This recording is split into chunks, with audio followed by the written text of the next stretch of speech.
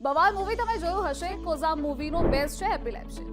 New normal છે આ disease, but તેના પર ચર્ચા કરવી એટલી જ જરૂરી છે. આ સાથે દંગલ ફેમ ફાતિમા કે જે પણ એપિલેપ્સીનો શિકાર બની ચૂકી છે, અને આ જ વિષય પર ચર્ચા કરવા માટે આપણી સાથે મેરિંગો સિમ્સ હોસ્પિટલના સિનિયર ન્યુરોલોજિસ્ટની પેનલ જોડાઈ ગઈ છે કે એપિલેપ્સી થવાના કારણો શું છે, તેના લક્ષણો શું છે, કેવી રીતે તેની ટ્રીટમેન્ટ મળી રહી છે અને ટ્રીટમેન્ટનો બેસ્ટ ઓપ્શન છે શું. ખેંચ, તાણ, વાઈ, આંચકી, હિન્દીમાં એને મિર્ગી કહેવામાં આવે છે. આ બધા એના અલગ અલગ નામો છે.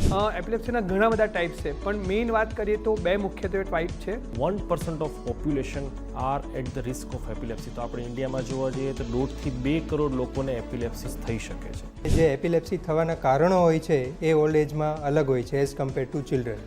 જો વાત કરીએ તો 3 ટાઈપની સર્જરી હોય છે. એક જેને રિસેક્ટિવ સર્જરી કે જેમાં લિઝનેક્ટોમી એટલે મગજનો જે ભાગમાં ડેમેજ હોય એને કાઢી શકાય છે.